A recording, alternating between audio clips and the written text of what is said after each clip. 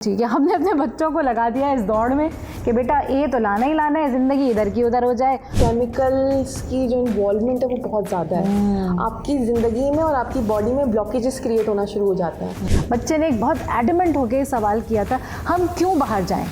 और इस साल के बल्कि पिछले साल के शुरू में बड़ा एक हंगामा हुआ था कि पाकिस्तान से इतना बंदा बाहर चला गया जी। आपका उम्रा करना ये आइकॉनिक नहीं बना। लोग स्पोर्ट्स बाइक लेने के लिए तैयार हैं लेकिन लोग उम्रे पे जाने के लिए तैयार नहीं हैं।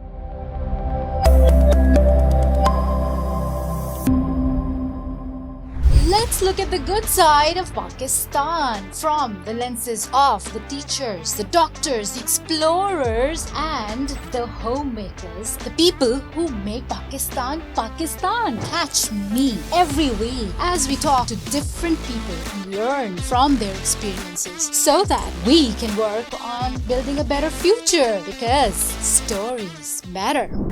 आदाब, अस्सलामु अलैकुम and welcome to Stories Matter. Yes, they do because they add meaning to our lives.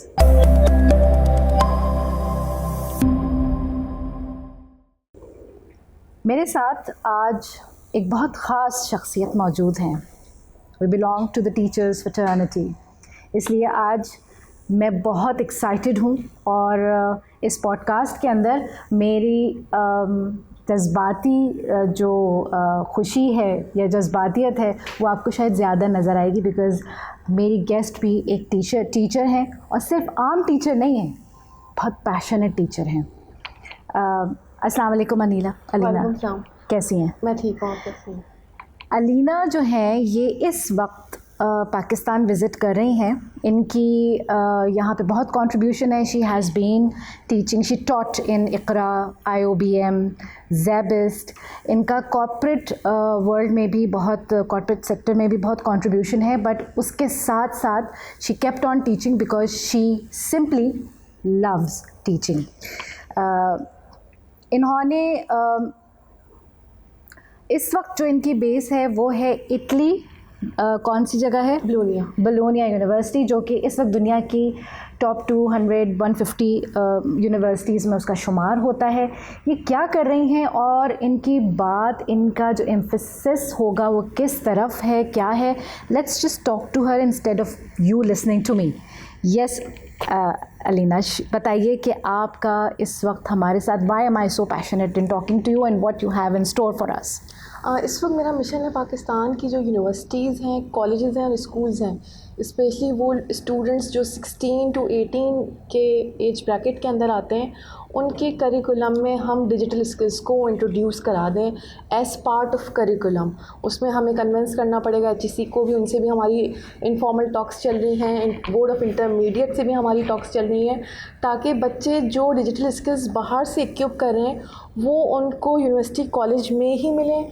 Teachers भी थोड़ा सा उसमें एम्फेसाइज़ करें ताकि हमारे यहाँ हर बच्चा फाइनेंशियली इंडिपेंडेंट हो सके और वो जल्दी अपने पैरों पे खड़े होने की कोशिश करे. और ये जो हम लॉन्ग टर्म कैरियर्स की एक रेस में हैं या ग्रेड्स की रेस में हैं या डिग्रीज़ की रेस में हैं, उससे हम निकलें. और जिस तरह पूरी दुनिया इस वक्त स्किल्स पे डिपेंड कर रही है, हम भी स्किल्स की दुनिया में दाखिल हों. सुभान अल्लाह, ये बहुत बहुत ही ज़बरदस्त काम हो जाएगा अगर हमारे वतन में ये मिशन इंशाल्लाह ये ज़रूर अकॉम्प्लिश कर सकेंगी. I am sure people are responding to you.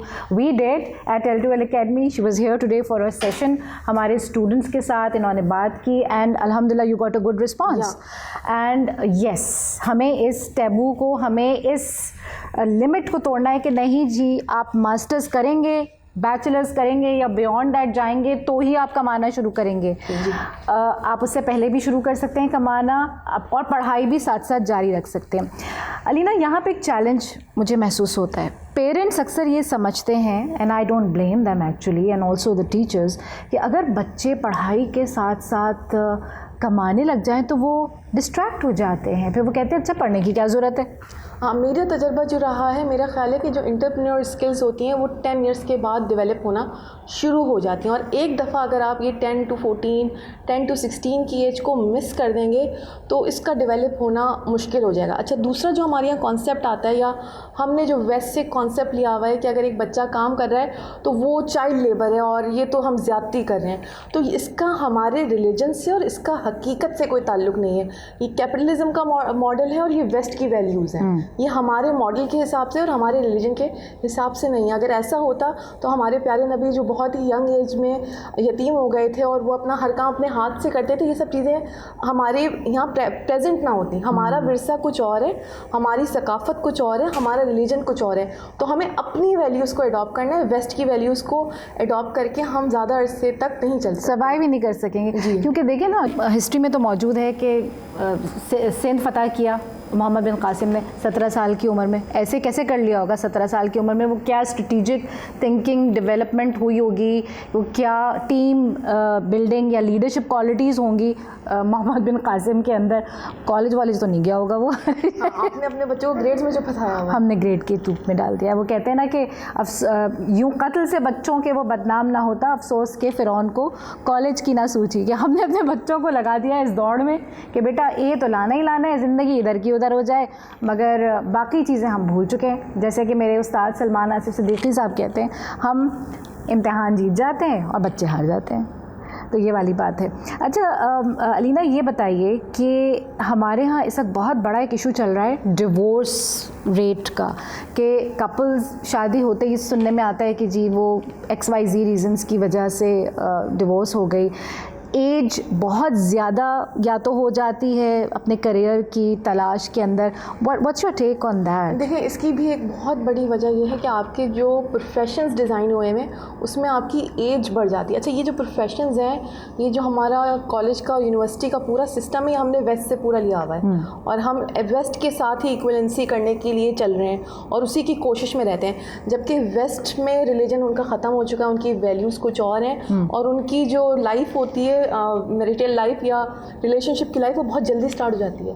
और इवन मैं आपको बताऊं, इटली में मैंने बहुत ज़बरदस्त फैमिली सिस्टम देखा है। इसलिए क्योंकि वो जो रिलेशनशिप बनाने की उम्र होती है वो 16 से 24 होती है और वो उसमें रिलेशनशिप डेवलप कर लेते हैं। लेकिन क्योंकि हम मुसलमान हैं और हमने एक डिपेंडेंसी रखी हुई है कि हमारी क्वालिफिकेशन कंप्लीट होगी, हम कमाने के काबिल होंगे तो हमारी यहाँ शादियाँ होंगी, तो उसकी वजह से भी हमारे यहाँ डिवोर्स रेट बहुत बढ़ रहा है। सॉरी मैं बात काट रही हूँ, मगर दीन तो हमें कहता है कि भाई जैसे बच्चे बाले हों और आपको लगे कि उनको शादी की ज़रूरत महसूस हो रही है या शादी हो जानी चाहिए, तो हमें तो इजाज़त है कि हम शरन उनका कर दें, निकाह का पढ़ा के उनको कमाने के काबिल आपने बनाना। हाँ, ये एक कदगन आती है कि भाई हम कमाने के काबिल तो हुआ नहीं है। लेकिन हमारे माशरे में अनफॉर्चुनेटली ये जो डॉक्टरी और इंजीनियरिंग है, ये इतनी ज़्यादा ब्रांड हो गई है कि एक तरीके से आप कह सकते हैं कि हम झूठे खुदाओं के निर्गे में हैं, या हमने खुदा या बुद्ध बना लिए हैं कि अगर डॉक्टर कोई नहीं बन सका या इंजीनियर कोई नहीं बन सका तो हम उसको ईगो का मसला ले लेते हैं। और हम बनाते भी ईगो के लिए, हम कोई कौम की खिदमत करने के लिए या किसी बड़े जज्बे के साथ नहीं बनाते। क्योंकि जब आपके अंदर किसी बड़ी चीज़ का जज्बा होता है, आपके अंदर सच्चाई होती है, तो आपकी शादी वही शादी होती है जो आसमानों में लिखी जाती है, और जो शादी आसमानों में लिखी जाती है वो कभी ज़मीन पर टूटती नहीं। बेशक, खूबसूरत बात है, बेहतरीन बात। आपने अभी वेस्ट की आइडियोलॉजी की बात की लीना, देखें ये बात हम सब महसूस कर रहे हैं, शायद लब से ना कहते हो कि again I would refer to my उस्ताद, मेरे जो टीचर हैं सलमान आसिफ सिद्दीकी साहब के, उनका कहना है कि मगरिब का ज़वाल जो हुआ है वो हुआ इनकार खुदा पे। जी ठीक है, और हमारा ज़वाल हो रहा है खुदा फरामोशी के ऊपर। जी बिल्कुल, हम सिर्फ अपने एक लॉजिकल माइंडसेट को, अगेन जो वेस्ट का दिया हुआ है कि भाई सिर्फ माइंड से सोचो, सिर्फ लॉजिक पे रहो और उस लाइन को फॉलो करो, एक रोबोट की तरह, एक लाइन फॉलोइंग रोबोट बन जाओ। हमारे यहाँ स्पिरिचुअलिटी या दिल की बात को सुनना, हमारे यहाँ जब भी बात होती है हमेशा दिल और दिमाग की बात होती है ना, कि दिल और दिमाग दोनों साथ साथ हैं। लेकिन वेस्ट हमें ये समझा रहा है कि नहीं जी, सिर्फ दिमाग से सोचो, जो फ़ायदे की चीज़ है वो करो, जिसमें नुकसान है उसको छोड़ दो। और नुकसान और फ़ायदा तो ज़िंदगी का, जैसे कहते हैं कि it's a part and parcel of life. बिल्कुल, कुरान में कि हम तुम्हें आजमाएंगे जानों के नुकसानों से, मवेशियों के नुकसानों से, माल के नुकसान से। तो जब तक आप इम्तिहान नहीं देंगे आप पास कैसे होंगे। और एक और बात बहुत इंपॉर्टेंट है कि देखें, हमें अब मुसलमान जिस जगह पे खड़े हुए, हमें अब एक जंग से गुजरना है और अब हमें हुकूमत में आना है। और अब आपको एक ईमान की जंग से भी गुजरना है और आपको एक फ़िज़िकल जंग से भी गुजरना है, और उससे गुजरने के लिए मोहब्बत का होना आपकी ज़िंदगी में बहुत लाजमी है। और उसके लिए तो दिल चाहिए ना, उसके लिए दिल चाहिए। और मुझे पूरी उम्मीद है कि हमारी जो नेक्स्ट जनरेशन है उस मोहब्बत को पा लेगी इंशाल्लाह, इंशाल्लाह। बिल्कुल बिल्कुल। अलीना, एक चीज़ और जो हमें शुरू में डिस्कस करनी चाहिए थी, जो रह गई, क्योंकि मैंने आप से जिक्र किया कि मैं आज बहुत जज्बाती हूँ क्योंकि एक टीचर फेलो टीचर मेरे साथ मौजूद हैं और वो भी आम टीचर नहीं है, बहुत ही पैशनेट टीचर हैं। इनका पैशन कैसे है वो मैं अभी बाद में आती हूँ, लेकिन आपका मूविंग टू, आप क्यों मूव हुई इटली या क्या वजह हुई और वहाँ पे आपके क्या आपने वहाँ पे सीखा, समझा, पढ़ा, उसके बारे में ज़रा ब्रीफली आप। अच्छा, I use to teach in as a visiting faculty in different universities including IOBM and SZABIST and Iqra. So that was a requirement of HEC कि मुझे अपनी क्वालिफिकेशन को 18 साल का करना था, वरना मुझे फिर जो है आगे पढ़ाने में मुश्किल होती। तो उस चीज़ को पूरा करने के लिए पाकिस्तान में जो रिसोर्सेज थे उनसे मैं बहुत सेटिस्फाइड नहीं थी और मुझे ये बात श्योर थी कि पढ़ाई का मतलब सिर्फ किताबें और प्रोजेक्ट्स कंप्लीट करना और पेपर पास करना नहीं होता, बल्कि एक एक्सपोजर भी होता है। तो मैंने ये डिसाइड किया हुआ था कि कोई भी हालात हो मैं बाहर से ही करूँगी, तो उसकी वजह से मुझे बाहर जाना पड़ा और फिर मैंने यूनिवर्सिटी ऑफ बोलोनिया में एडमिशन अप्लाई किया और फिर मैं उस पर गई और मैंने HEC की कोई स्कॉलरशिप का सोचा हुआ था कि मैं वो नहीं लूँगी, इसलिए क्योंकि HEC की स्कॉलरशिप में एक कॉन्ट्रैक्ट होता है जिसमें आपने वापस आके सर्व करना होता है और अक्सर लोग उस कॉन्ट्रैक्ट को तोड़ भी देते हैं। तो मैंने ये सोचा हुआ था कि मैं अपनी मर्ज़ी से जाऊँगी, अपनी मर्ज़ी से आऊँगी। तो फिर मुझे एक लोन प्रोग्राम मिला, ऑनर लोन प्रोग्राम, और उस पर मैं गई और मैं इस बात पे बहुत शुक्रगुजार हूँ कि मेरे अंदर वो हिम्मत भी थी और अल्लाह ताला ने मेरे लिए कोई ऐसा रास्ता भी बनाया कि मुझे वो HEC की स्कॉलरशिप नहीं लेनी पड़ी, क्योंकि बहुत से लोग वहाँ जाके वो कॉन्ट्रैक्ट तोड़ देते हैं और फिर वापस नहीं आते। और आई थिंक कि ये कौम के बच्चों के साथ बहुत बड़ी ख़यानत है और एक बहुत बड़ा गुनाह और जुर्म है। बेशक बेशक। अच्छा, तो अब वहाँ पे आपने कुछ आपके एक्सपीरियंसेस हुए, would you like to share that with us? जी, मैं पिछले 5 साल से यूरोप बेस्ड हूँ और after completing my qualifications I got an offer from an American company जिनकी मुझे बिलिंग देखनी थी। That was the Duke Energy, और वो बहुत बड़ी एक अमेरिका की एनर्जी कंपनी और मैं उनकी बिलिंग डिपार्टमेंट की हेड थी। So I was working with Americans, I started working with Americans, then I started some clients from Italy and UK और उसके बाद फिर मैंने 5 साल तक तकरीबन फ्रीलांसिंग की और मैं रिमोट बेसिस पे अमेरिकन एंड यूरोपियन कंपनीज़ के साथ काम करती रही और ब्रिटिश CFOs के साथ काम करती रही। और उसमें मेरी रियलाइजेशन हुई, इसी में कोविड भी आया, कि रिमोट वर्किंग के बहुत ज़्यादा फ़ायदे हैं, जिनमें से एक जो वहाँ का चैलेंज था कि मैं हमेशा हलाल खाना खा सकती थी, मेरी 5 वक्त की नमाज़ें पूरी होती थी और इसके अलावा मेरी सैलरी भी आम इटालियन से ज़्यादा थी क्योंकि मैं अमेरिका से मेरे पास पैसे आते थे। उसका जो सबसे बड़ा फ़ायदा मेरे ख़्याल से जो हुआ है या जिस पे मुझे पूरी ज़िंदगी फ़ख्र रहेगा और मेरे ख़्याल से मेरी यूनिवर्सिटी को भी होना चाहिए और इटली को भी होना चाहिए, वो ये है कि फ़र्स्ट डे से लेकर last day till to date I am a person जो कि इटली के अंदर पैसा लेकर आता है। क्योंकि नॉर्मल जो स्टूडेंट्स होते हैं या नॉर्मल लोग जो होते हैं वो इटली से ही कमाते हैं और हर मुल्क ये चाहता है कि सामने वाला अगर हमारे मुल्क में आया है तो वो हमसे क्या ले रहा है और क्या दे रहा है। तो ये एक बड़ा अपर हैंड है मेरा और आई होप कि जब मेरी आगे गवर्नमेंट से बात होगी या मैं वहाँ पे कोई भी चीज़ करने खड़ी होंगी तो I will have a upper hand. और ये बात बहुत ज़रूरी है कि आप जब भी कहीं खड़े हों लीडरशिप में या अपने हक पे या किसी से बात करने, तो आप फाइनेंशियली इंडिपेंडेंट हो। अगर आप सामने वाले पे डिपेंडेंट हैं या उससे कोई बेनिफिट्स ले रहे हैं तो वही बात कि आँख नज़र खाए और आँख शर्माए तो आप फिर बात नहीं कर सकते। तो अगर आपने दुनिया में बहुत सारे मुल्कों में मुसलमान होते हैं पाकिस्तानी और वो जॉब्स छोड़ देते हैं और वो फिर बेनिफिट्स लेने लगते हैं और वो गवर्नमेंट के ख़र्चे पे होते हैं, तो फिर आप खड़े नहीं हो सकते। फिर आप ये नहीं कह सकते कि हमारे बच्चों को एजुकेशन में ये चीज़ ना दें या हमें हलाल फूड चाहिए या आपके बच्चों को फिर वो अपने तरीके से चलाएंगे। तो आपने जब भी खड़े होना है आपको ये बात श्योर करनी है कि आप फाइनेंशियली इंडिपेंडेंट हो और ये अल्लाह करता है, ये खुद से कोई इंसान नहीं कर सकता। क्योंकि मैं तो वापस आ रही थी दुबई, मैंने सबको कॉल कर दी थी but I suddenly got an offer और फिर वो मेरा काम बढ़ता रहा। तो एक अल्लाह ताला की प्लानिंग होती है, आपकी नीयत अच्छी हो, आपकी आप दुआ करते हैं अल्लाह ताला से तो अल्लाह ताला आपके लिए कोई ना कोई रास्ता ज़रूर बनाते हैं। अलीना, लेकिन विल भी तो होनी चाहिए ना कि हाँ मुझे अपने इस पर्टिकुलर सेटअप में से निकलना है, कुछ बेहतर करना है। आपने फाइनेंशियल इंडिपेंडेंस की बार बार बात की, इसके ऊपर ज़रा बताइए what you have in mind when you talked today. जब हमारे स्टूडेंट्स से आज आप सुबह बात कर रही थी O levels and pre-O levels के, तो बार बार आप उनसे पूछ रही थी आपको, बल्कि उनमें से कुछ बच्चों ने बताया भी कि at the age of 14 and 13 they have earn something digitally और वेब्स के ऊपर, इंटरनेट वेब्स पे जाके उन लोगों ने काम किया। हाँ, ये फाइनेंशियल इंडिपेंडेंस एक्चुअली हम लोगों ने नस्ल दर नस्ल गुर्बत टीच कर दी और टीच हम उसको अपने आप को कर चुके हैं। हमने अपने आप को भी ये देखा कि हमने पहले मास्टर्स करना है, उसके बाद हमने कमाना शुरू करना है। अपने अपने पेरेंट्स को भी ऐसे ही देखा और हमने हैंड टू माउथ रहना सीख लिया, तो हमने एक तरीके से गुर्बत को टीच कर दिया। लेकिन आजकल के ज़माने में जब सोशल मीडिया है और टेलीविज़न पे आप देख रहे होते हैं कि कुछ 14 ईयर्स के बच्चे $500 कमा रहे हैं, $1000 कमा रहे हैं, तो अब ये पॉसिबल है कि ऐसा हो सकता है। इवन आज जब मैं आपकी स्कूल में जब सेशन कर रही थी तो मैं बहुत हैरान हुई कि 5 स्टूडेंट्स ऐसे थे जिन्होंने अर्निंग की हुई थी। उसमें से एक स्टूडेंट जो था उसको वीडियो एडिटिंग स्किल्स आती थी, उसने उससे अर्न किया हुआ था, और एक स्टूडेंट जो था उसने ऑनलाइन कुरान पढ़ा के अर्न किया हुआ था। इवन आज तक मैंने कभी ऑनलाइन नहीं पढ़ाया, तो उसको एक ऐसी स्किल आती है या उसको एक ऐसी चीज़ आती है जो मुझे नहीं आती। जबकि मुझे बहुत सारे लोगों ने बहुत सारी दफ़ा कहा कि आप पाकिस्तान में यूनिवर्सिटी से स्काइप के थ्रू कनेक्ट कर सकते हैं, लेकिन क्योंकि मैंने फ़िज़िकल ही पढ़ाया है तो मुझे फ़िज़िकल ऑडियंस की ही आदत है, तो ज़ाहिर है वो बच्चा मुझसे ज़्यादा एडाप्टेबल है और मुझसे ज़्यादा स्किलफुल है। उसको डिजिटली पढ़ाना आता है और डिजिटली कुरान पढ़ाना आता है। इस तरह और कुछ बच्चे थे जिन्होंने एंटरप्रेन्योरशिप की हुई थी और विदिन 14 ईयर्स ऑफ एज वो कुछ अर्न कर चुके थे। तो ये बड़ी इंपॉर्टेंट चीज़ होती है कि आप यंग एज में अर्निंग स्टार्ट कर दें। जो बात मैंने पहले भी कही कि जो एंटरप्रेन्योर स्किल्स होती हैं वो 10 साल में उसको प्रैक्टिस करना शुरू कर देना चाहिए। अगर वो एक दफ़ा मर जाएंगी तो उसको फिर अडॉप्ट करना बहुत मुश्किल है। और अगर आप 22 ईयर्स की एज में जाके कहते हैं कि मैंने अब कमाना शुरू करना है, तो अपनी ज़िंदगी के 22 साल ज़ाया कर चुके। उसमें से बहुत से साल ऐसे हैं जिनको आपने जंग लगा दिया, जो कुछ करने वाली एज थी। और फिर मैं रेफरेंस देना चाहूँगी आपके डॉक्टर के सलमान आसिफ सिद्दीकी साहब का, कि वो भी अपनी जो एजुकेशन के बारे में बताते हैं या पॉलिसीज़ या एजेंडा जो वो बताते हैं, वो यही कहते हैं कि हमारी स्कूलिंग सिस्टम में या हम एक बच्चे को प्रोफेशनल बनाने में इस तरह का स्कूल का माहौल प्रोवाइड करना चाहिए कि वो प्रोजेक्ट बेस्ड लर्निंग में कुछ प्रोजेक्ट्स कर चुका हो, कुछ में वो फेल हो जाएगा, कुछ में वो पास होगा, तो उसको कुछ अपने बारे में अपने आप को ढूंढने में उसको मदद मिलेगी। बजाय इसके कि हम एक फ़िक्स करिकुलम दें, फ़िक्स रट्टा लगवाएं, फ़िक्स A ग्रेड और B ग्रेड लें, बल्कि हम एक्सपीरियंशियल लर्निंग की तरफ जाएं, हम प्रोजेक्ट बेस्ड लर्निंग की तरफ जाएं और ऐसी एक्टिविटीज़ की तरफ जाएं।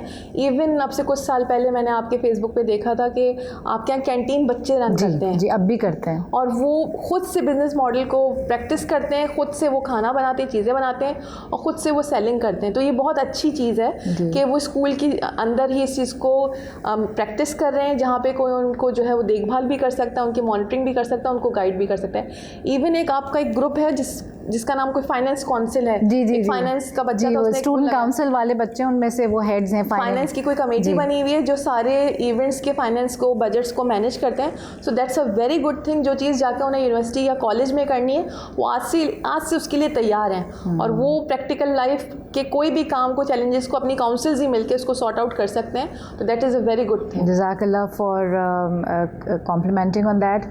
आई होप और आई प्रे कि अल्लाह ताला से उम्मीद है और दुआ है कि अल्लाह ताला हमें इसमें साबित कदम रखे और हम जो बच्चों के लिए इन्विजन कर रहे हैं उसमें कामयाबी हो।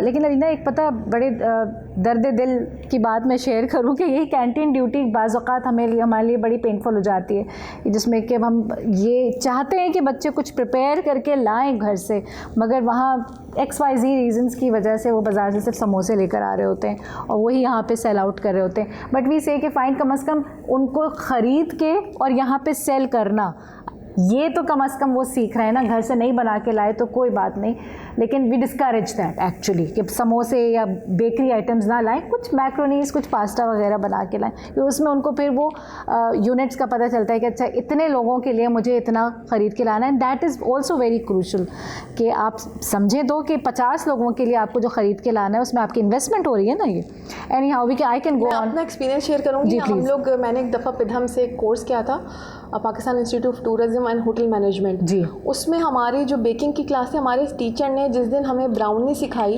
उन्होंने कहा ये ब्राउनी बेच के लोग मिलीनियर बनते हैं। मिलीनियर आप बहुत सारा पढ़ के, बहुत सारा लिख के, बहुत सारी डिग्री से नहीं बनते, थ्योरी से नहीं बन सकते, एक चीज़ के ऊपर फोकस करके बनते हैं। इसी तरह हमारे पास बहुत सारी और फूड कंपनीज़ हैं, प्रोडक्ट्स हैं। जैसे शान फूड की मैं एग्जाम्पल देना चाहूँगी, उन्होंने भी एक कमरे से स्टार्ट किया। आपने वहाँ काम किया है? बहुत। जी, मैंने काम भी किया है। तो जो भी एंटरप्रेन्योरशिप होती है वो एक चीज़ के ऊपर फोकस करने से, एक चीज़ को डेवलप करने से, फोकस करने से और उसके ऊपर मेहनत करते करते करते करते करते करते आगे बढ़ने से होती है। आपने एक अभी बात की कि एंटरप्रेन्योरशिप स्टार्टिंग स्मॉल, एक कमरे से शुरू किया। जितने बिजनेसेस हैं, मैंने भी सुन रखा है, देख रखा है कि वो they start small and then they are consistent on it and they are persistent on it also, कि साबित कदमी और ट्रू ग्रिट के साथ लगे रहो लगे रहो लगे रहो लगे रहो और फिर आगे बढ़ते चले जाओ। उसमें घाटा हो या कहीं पे कोई फेलियर आ जाए तो consider that as a learning. Alina, ये बड़ा हमारे यहाँ एक अभी पिछले दिनों भी, और मैं थोड़ा सा ऐड करना जी चाहूँगी, प्लीज़। इस वक्त यूरोप में सस्टेनेबिलिटी की तरफ बहुत ध्यान है और दूसरा ऑर्गेनिक फूड की बहुत तरफ ध्यान है। हाँ। दूसरा हमारा लाइफ स्टाइल इस वक्त बहुत चेंज हो रहा है। अब से 20 साल पहले हम बिरयानी, कोरमा और हर चीज़ खा सकते थे। आपकी ग्लोबल पोल्यूशन भी बहुत ज़्यादा हो रही है। अगर आपके पास ये कैंटीन फैसिलिटी है तो आप अपने बच्चों को ज़रूर इस बात में एम्फेसाइज़ करें कि वो ऑर्गेनिक फूड खाएँ और ऑर्गेनिक फूड लें। दूसरा, आयुर्वेदा के प्रिंसिपल्स ये बताते हैं कि अगर आपने क्रिएटिविटी का काम करना है तो आपका जहन हल्का होना चाहिए और आपका जहन हल्का होने के लिए आपकी डाइट हल्की होनी चाहिए। बेहतरीन तो अब हमें बड़ा ज़बरदस्त तरीके से मूव करना है, लाइफस्टाइल शिफ्ट करना है जी, हमें बिल्कुल, अपना, जी। कि ऑर्गेनिक से आपकी मुराद फ्रूट्स हो गए वो तमाम। जी। लेकिन जो ग्रोअर्स हैं वो भी तो अपनी जो ग्रो कर रहे हैं चीज़ें, उसमें भी पेस्टिसाइड और ये इस तरह की नॉन ऑर्गेनिक कंपोस्ट का इस्तेमाल कर रहे हैं। अभी राइद अफजल साहब से हमारी डिस्कशन हुई थी, वो काम कर रहे हैं वर्मी कंपोस्ट के ऊपर, कि वो कंपोस्ट ही ऐसी बना रहे हैं जो कि हद से ज़्यादा बेहतरीन और ऑर्गेनिक है और वो प्लांट्स के लिए बेहतरीन है। कह लेंगे उसमें आप पौधे उगाएं, फल उगाएं, सब्जियां उगाएं। वहाँ पे टमाटर उन्होंने लगा रखे हैं, आलू लगा रखे हैं, मालूम नहीं क्या क्या लगा रखा है। अपने बच्चों को उनके फार्म पे लेके भी गए थे। तो वो यही बात है कि थोड़ा सा ध्यान करने की ज़रूरत है और थोड़ा सा माहौल क्रिएट करने की ज़रूरत है। ऑफ कोर्स हमारे पास वो फैसिलिटीज़ नहीं है, हमारे लिए मुश्किल है। मैं आपसे इटली का एक्सपीरियंस शेयर करूँगी। इटली में गवर्नमेंट ने हर थोड़े इलाके में एक ज़मीन ली हुई जिसका कुछ पोर्शन वो रेंट पे दे देती है कुछ फैमिलीज़ को। जो भी चाहे वो जाके वो ज़मीन की अलॉटमेंट ले सकता है। और इवन मेरे जो लास्ट लैंडलॉर्ड थे उनके यहाँ टमाटर, प्याज, सारी सब्ज़ी वो लोग अपनी ज़मीन से लेकर आते थे और वो मुझसे कहते थे कि आप इसमें से लिया करें। और वो विदाउट पेस्टिसाइड्स थी, क्योंकि वो पाकिस्तान से गए थे तो उन्हें सारा काम आता था। मेरे लिए तो बड़ी हैरान कुन बात थी, लेकिन मेरे पास उनकी चीज़ों की अवेलेबिलिटी थी। और पाकिस्तान में भी लोग कोशिश कर रहे हैं, जिस तरह हम यूट्यूब पे देख रहे होते हैं, डिफरेंट इन्फ्लुएंसर्स कह रहे होते हैं कि आपके पास अगर छत पे जगह है तो आप वहाँ पे बैल्कनी में है तो हाँ वर्टिकल फार्मिंग कर लें, घर में बैल्कनी में लगा लें। तो उसको भी हमें थोड़ा सा एम्फेसाइज करना होगा ताकि हम थोड़ी सी कॉस्ट सेविंग भी करें और इसका एक फाइनेंशियल पर्सपेक्टिव भी है। दूसरा, आप जब अपने हाथ से कोई चीज़ उगाते हैं तो आपकी अपने आप से कनेक्टिविटी बढ़ती है। It's also therapeutic. जी बिल्कुल, हमारी थेरेपी भी होती है। स्पिरिचुअल एज वेल, क्योंकि आपकी जितनी भी चीज़ें आ रही हैं वो पेस्टिसाइड से गुजरी हैं, जितने लोगों के हाथों से गुजरी हैं, दे कलेक्टेड एनर्जी। तो ये ऑर्गेनिक का एक और रूल है कि जो भी जानवर या जो भी पौधे आपके पास हैं उनको आप प्यार से ट्रीट करें, उनसे आप प्यार से बात करें, they will be more positive. बेहतरीन बात, बेहतरीन बात। गोइंग बैक टू जो हम डिस्कशन कर रहे थे, रिलेशनशिप्स के बारे में हम बात कर रहे थे, चाहे वो पेरेंट्स की हो, चाहे वो हस्बैंड एंड वाइफ की हो या सिबलिंग्स की हो। हम ये रिकॉर्डिंग शुरू होने से पहले डिस्कस कर रहे थे कि क्योंकि हमारे लाइफस्टाइल्स इस कदर इंटेंगल्ड हैं, इतने सख्त हैं, इतनी स्ट्रिक्ट रिजीम है कि 9 to 5 जॉब में हम फंसे हुए हैं। एक दूसरे के लिए हमारे पास टाइम नहीं है, ना हम एक दूसरे को सुन रहे हैं, ना बात कर रहे हैं, ना हमारे पास पूछने के लिए टाइम है कि भाई तुम्हारी ज़िंदगी में क्या चल रहा है, क्योंकि वो कमाने की दौड़ है, ख़र्चे बहुत हैं। लेकिन जब आप फाइनेंशियल इंडिपेंडेंस की बात करती हैं तो इसमें क्या रिलेशनशिप्स के ऊपर हमें टाइम मिल पाएगा? देखिए, रिलेशनशिप्स आपके तब ख़राब होते हैं जब आपका अपने आप से ताल्लुक़ नहीं होता। एक और मैं आपसे बात शेयर करूँ, पहले तो अपने आप से हमारी जो डाइट है उसमें इवन जो मैंने बात ऑब्ज़र्व की, क्योंकि मैं अभी कुछ last days 5 months I was in Mecca in Saudi Arabia, उससे पहले I was in Dubai as well, in Europe as well. Pakistan में जितना हमारा खाने पीने की चीज़ों में मिलावट कह लें या केमिकल्स की जो इन्वॉल्वमेंट है वो बहुत ज़्यादा है। आपकी ज़िंदगी में और आपकी बॉडी में ब्लॉकेजेस क्रिएट होना शुरू हो जाते हैं। इवन कि दुनिया इस वक्त बहुत ज़्यादा वेजिटेरियन की तरफ मूव हो रही है। I am also fully vegetarian, क्योंकि हम लोग हमारी बॉडी इस काबिल नहीं रही है कि हम गोश्त को कंज्यूम कर सकें, डाइजेस्ट कर सकें। Whatever is not absorbing in your body becomes poison. Even आपका जो खाना खाने का टाइम है, दूध पीने का या फल खाने का टाइम है, if you are not following it तो वो भी आपकी बॉडी में एब्जॉर्ब नहीं होता। उससे आपकी एस्ट्रोलॉजी भी डिस्टर्ब होती है, उससे आपकी स्पिरिचुअलिटी भी डिस्टर्ब होती है। जब ये सब डिस्टर्ब है, आपके रिलेशनशिप्स भी डिस्टर्ब है, आपकी साइकोलॉजी भी डिस्टर्ब है, आपका बिहेवियर भी डिस्टर्ब है। एक दूसरे को काट खाने को दौड़ेंगे। इन सब चीज़ों का ताल्लुक पैसे से नहीं है। इन सब चीज़ों चीज़ों का ताल्लुक़ आपके अपनी सच्चाई से है, आपकी अपनी कनेक्टिविटी है से है अल्लाह ताला से, वहाँ से आपका ताल्लुक़ टूटना शुरू होता है, आपके रिलेशनशिप्स टूटना शुरू होते हैं। आप अपने आप से जितना डिस्कनेक्ट होते हैं उतनी ज़्यादा ट्रबल्स आपकी ज़िंदगी में आना शुरू होती हैं। और ये डिटॉक्सिफिकेशन है, आपकी फ़िज़िकल डिटॉक्सिफिकेशन भी आपने करनी है, आपने स्पिरिचुअल डिटॉक्सिफिकेशन भी करनी है, और मास्टर्स को फॉलो करना है, चीज़ों को ढूंढना है और अपनी ज़िंदगी को सही ट्रैक के ऊपर लेकर आना है। और कुरान भी तो यही कहता है ना कि तुम क्यों नहीं समझते और क्यों नहीं तुम्हें नज़र आता, तफक्कुर करो, तदब्बुर करो और सोचो और समझो। बार बार इस बारे में कुरान में हमें कहा गया और हम यही इसमें हमसे भूल चूक हो जाती है। अल्लाह ताला हमें माफ़ करे और अल्लाह ताला हमें हिदायत पे ले आए। अच्छा अलीना, आपने ज़िक्र किया आप मक्का में अभी रह कर आई हैं इतना अरसा, और आप एक किताब भी लिख रही हैं, और आपका कनेक्शन, मैं 2 सवाल एक साथ पूछ लेती हूँ। सूफ़ीज़म की आप स्टूडेंट हैं, इस पे ज़रा बात हो जाए। अच्छा, I have been a student of Sufism for last 20 years. माशाल्लाह। मेरी एक सर्च थी अल्लाह को तलाश करने में, और तो उस हवाले से मैं काफ़ी ज़्यादा सूफीज़म को पढ़ती भी रही, फॉलो भी करती रही, और डिफरेंट सूफ़ी मास्टर्स के साथ मैं बैठती भी रही। इवन मैंने कुरान भी कुछ टीचर्स से पढ़ा है डिफरेंट टाइमिंग्स पे, डिफरेंट दफ़ा। उसकी थोड़ी से रीज़न मैं बताना चाहूँगी। जब आप कुरान तर्जुमे से पढ़ते हैं, कुरान किसी टीचर से पढ़ते हैं, तो उसकी भी एक तवज्जो और एक रोशनी होती है, बहुत सी मानी और बहुत सी चीज़ें और बहुत सा फैज़ आप तक फ़्लो हो रहा होता है। अच्छा, मक्का मेरा जाना हुआ क्योंकि सऊदी अरब ने अपनी वीज़ा पॉलिसी थोड़ी सी आसान की है, तो I went for Umrah for the first time in May 2023 for 10 days, और उसके बाद फिर मुझे नीदरलैंड का वीज़ा करके नीदरलैंड जाना था। Then I had an offer from Tesla as well, जो कि मुझे रिफ्यूज़ करनी पड़ी क्योंकि मैं अपने टिकट करवा चुकी थी मक्का के, and I had to join in Germany. तो वो भी मुझे वो रिफ्यूज़ करनी पड़ी क्योंकि वो पहला मोमेंट था जब मैं उम्रा करके आई, तो मुझसे बहुत सारे लोगों ने पूछा कि क्या तब्दीली आई है ज़िंदगी में, कोई चेंज आया? तो मैंने कहा नहीं, कोई चेंज नहीं आया, मैं वैसी की वैसी हूँ। लेकिन उस वक्त जब मैं सब कुछ छोड़ के, पूरा यूरोप की सारी चीज़ें छोड़कर, और मैं जब मक्का गई 5 मंथ्स के लिए, मैं वहाँ रही, तो उस लम्हे मुझे पहली दफ़ा पता चला कि मेरा दिल बदल गया है। अरे अच्छा, दूसरा ये हुआ कि मैंने ये बात रियलाइज़ की, मैंने सारी दुनिया घूमी हुई है, लंदन घूमा हुआ है, पेरिस, इटली, यूके, यूरोप, मुझे सारी चीज़ों का पता है। मगर जब मुझे पहली दफ़ा सहन ऑफ मताफ़ का पता चला, तो मुझे फिर अपनी वोकैबलरी के कम होने का बहुत गुमान हुआ, और मुझे फिर इस बात का अंदाज़ा हुआ कि मेरा अपने असल से ताल्लुक़ नहीं है। तो फिर मैंने रियलाइज़ किया कि मैं वहाँ जाके बैठूँ, कुछ अरसा सोचूँ, देखूँ, समझूँ, अल्लाह ताला की बात को सुनूँ, अल्लाह ताला से अपनी बात कहूँ। और फिर वहाँ पे जब मैं गई तो फिर मुझे कुछ आइडियाज़ आना शुरू हुए, तो मैं उसके ऊपर एक बुक लिख रही हूँ। उसका टॉपिक है द लास्ट कॉल फ्रॉम सहन ऑफ मताफ़, और वो मेरी ज़्यादातर जो मेरा फोकस है वो ओवरसीज़ पाकिस्तानी यंग बच्चे हैं या यंग स्टूडेंट्स, यंग लड़के लड़कियां हैं। और उसमें मैंने फिर वही सारा अपना एक्सपीरियंस लिखा है कि किस तरह से मेरी ज़िंदगी वहाँ पे बदली, और मैंने वहाँ पे क्या क्या चीज़ें सीखी, समझी। और एक और बात कि जिन लोगों का या जिन कौमों का अपने आप से ताल्लुक़ नहीं होता, वो सफ़ाई हस्ती से मिटा दी जाती हैं। तो हमें अपनी आइडेंटिटी, अपना रिलीजन और अपना स्पिरिचुअल विरसा जो है उसको पहचानना होगा और उसका अलंबरदार बनना होगा, क्योंकि वही हमारी रियलिटी और वही ज़मीन की रियलिटी, और उसी पे हमने खड़े होना है। खूबसूरत बात, बेहतरीन बात। अलीना, आप जब सुबह हमारे बच्चों से बात कर रही थी तो आपने 3 जुमले बताए थे। इटालियंस जिसके ऊपर बिलीव करते हैं और वो अपने आप को डेली रिमाइंड कराते हैं, जी, वो भी इटली से मैंने एक लेसन जो सीखा, जो मैं हमेशा हर जगह बताती हूँ।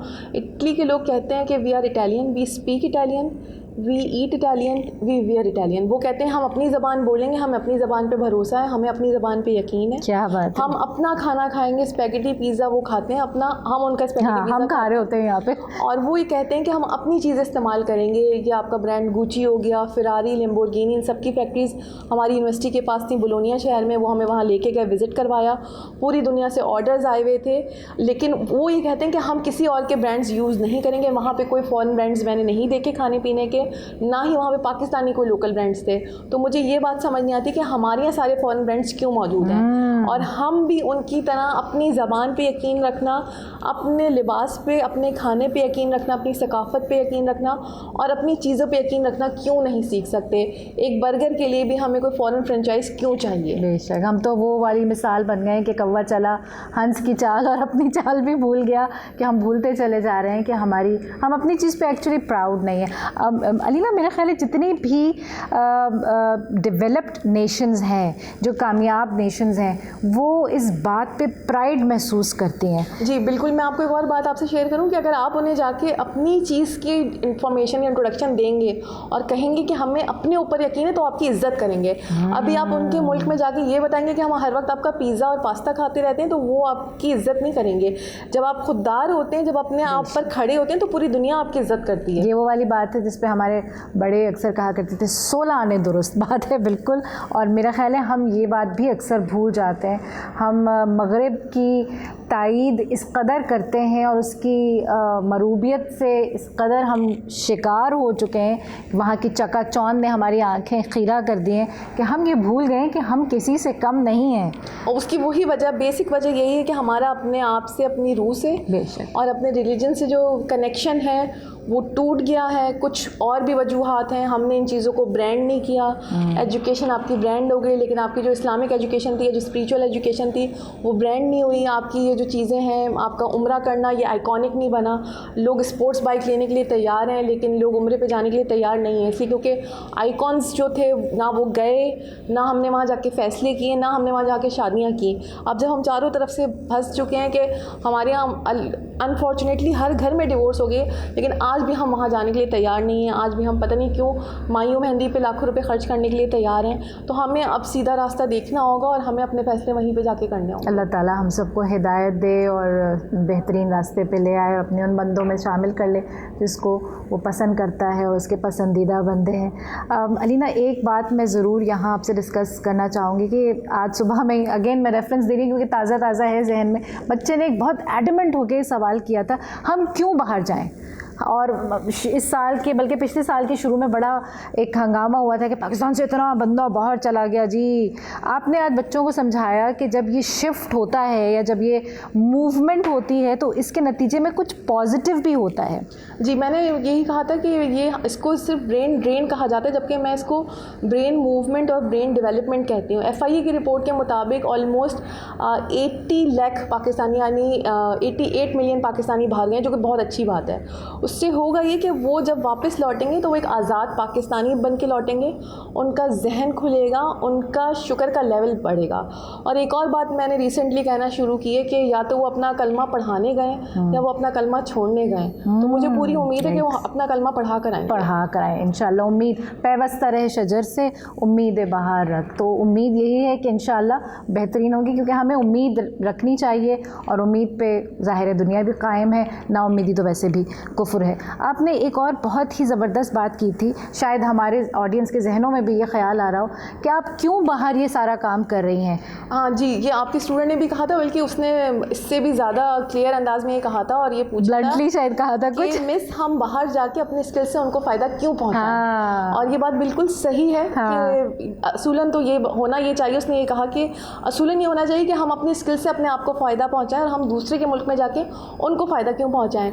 तो उनसे यही मेरी बात हो रही थी कि पूरी दुनिया में आपके लिए लीडरशिप के एवेन्यूज़ खुल गए हैं। यानी पहले आपकी कैनेडियन पार्लियामेंट में पाकिस्तानी कैनेडियन पॉलिटिशियंस होते थे, फिर आपकी ब्रिटिश पार्लियामेंट में पाकिस्तानी ब्रिटिश पॉलिटिशियंस हैं। लेकिन यूरोप जो सबसे ज़्यादा रिजिड है और किसी भी चेंज को लेने में देर से एक्सेप्ट करता है, इस वक्त आपके पाकिस्तानी इटालियन पॉलिटिशियन हैं आसिफ रज़ा, वो इटालियन पॉलिटिक्स में हैं। पाकिस्तानी जर्मन पॉलिटिशियन हैं शारिक जावेद, वो जर्मन पॉलिटिक्स में हैं। तो आपके लिए पूरी दुनिया आपकी तरफ देख रही है और आपके पास या हमारे पास दुनिया के मसाइल का हल है।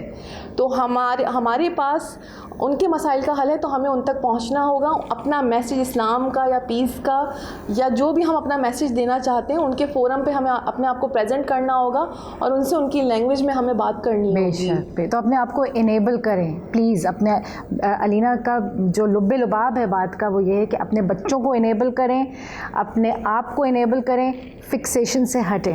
हम लोग डिजिटली अपने आप को इनेबल करें और ग्लोबली अपने आप को इनेबल करें। बेहतरीन बात। अच्छा, इसमें अलीना मैं चाहूँगी कोई अगर आप मैसेज देना चाहें, क्योंकि ये यूथ भी देखेगा। मेरा मकसद ये पॉडकास्ट करने का कनेक्शन जो है यूथ के साथ ही है। ये जो गैप है इसको ब्रिज करना है। आज भी हमने अपने बच्चों को बिठाया हुआ था बात करने के लिए, फिर ज़बरदस्ती टीचर्स भी आए, आपसे सेशन लिया। आज दिन में 2 सेशंस दिए हैं अलीना ने और तीसरा सेशन इस वक्त हमारे साथ एक एक्सक्लूसिव सेशन हो रहा है, क्योंकि मैं ये पर्सनली समझती हूँ, बल्कि और तमाम जी होश लोग इस बात पे यकीन रखते हैं, मेरा ख्याल है, आई होप, कि इस वक्त पाकिस्तान का जो सबसे बड़ा एसेट है वो उसका यूथ है, ये कहीं और नहीं है। आप तो इसकी चश्मदीद गवाह हैं। जी बिल्कुल, यूरोप में जो फर्टिलिटी रेट है वो एक तरीके से नेगेटिव में हम उसको लेते हैं, क्योंकि वहाँ पे ज़्यादा लोग मरते हैं और कम बच्चे पैदा होते हैं। अगर वर्ल्ड पॉपुलेशन के फिगर्स के हिसाब से नहीं तो 1.4 यूरोप का पॉपुलेशन रेट है, जबकि दुनिया का जो एवरेज है वो 2.3 है। दुनिया में 2.3 बच्चे पैदा हो रहे हैं तो वहाँ पर 1.4 हो रहे हैं। तो वहाँ पर बहुत ज़्यादा लेबर शॉर्टेज है, आपकी ह्यूमन रिसोर्स शॉर्टेज हो रही है। तो पूरी दुनिया के पास इस वक्त ह्यूमन रिसोर्स नहीं है जो कि आपके पास है। अगर हम अपनी ह्यूमन रिसोर्स को अच्छे से डेवलप कर लें और आज से इस बात की कोशिश करें और इसको देखना शुरू करें, तो कल हमारे बच्चे, पाकिस्तानी नौजवान बहुत सारे ग्लोबल एवेन्यूज़ पे ग्लोबल लीडरशिप में खड़े हुए होंगे।